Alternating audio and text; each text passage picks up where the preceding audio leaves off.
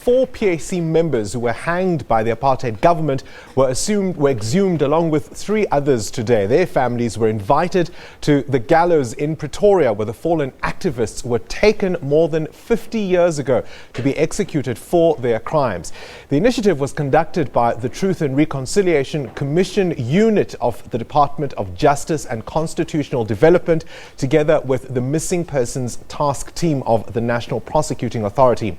Well, we're joined now by the spokesperson of the Pan-Africanist Congress of Azania, Jackie Seroke. Good evening to you, and thank you so much for coming in this evening. I mean, it really must have been a moving ceremony for the relatives and, of course, for the PAC. Yes, this is execution that took place in the early 60s, in 1964 to be exact.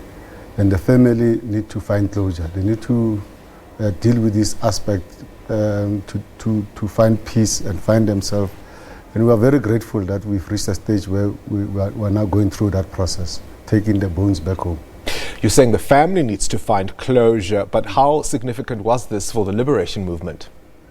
It was they were arrested and summarily prosecuted for employing the tactics that the PAC used at the time. And this was to, the 4 were involved in an incident that involved a security policeman. That strategy of the PAC was really meant to deal with the sellouts and people who worked with the government at the time. And so looking back today, now that the story is told, now that the PAC's activists are being recognized, how significant is that for the PAC? It's, I think it's an important step to fulfill the concept of reconciliation, because the reconciling parties from all angles need to find themselves in the whole scheme of things and to find a place for themselves. We in the PAC are very grateful that up to 93 of people who have been sent to the Gallows are now being recognized and are taken back to their families. In the telling of the story of the struggle, not everyone's story has been told. How many others have been forgotten? How many have not had the spotlight shone on what they did in terms of their struggle contribution? Look, the struggle was a national liberation struggle. There are obviously many guerrillas who lie in a shallow grave, who are missing and have not been found by their parents and their relatives. These are soldiers on the ground. These are people who are nameless and they're not known and cannot come and speak to the public like I do right now.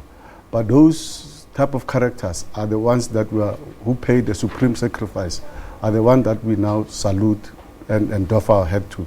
I have to ask you this question, and it's an unfortunate one, but given the state of disarray that the PAC finds itself in today, with so many issues around political divisions within that movement, isn't that also a betrayal of that sacrifice made by so many of your activists in the 60s? Yes, I think the issues of the PAC are in reality not new. Because the conflict and contradictions within political organization are at play all the time. And the rifts and divisions that come up only depend on how we deal with those issues to reconcile the bodies that are there. And I think at this stage in the Pan-Africanist Congress of Azania, we have a leadership that I believe is capable of resolving those issues and resolving them peacefully.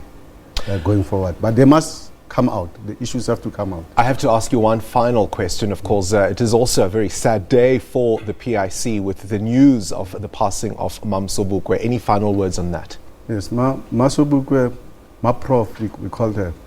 I think is a very powerful woman who has endured hardships throughout her life.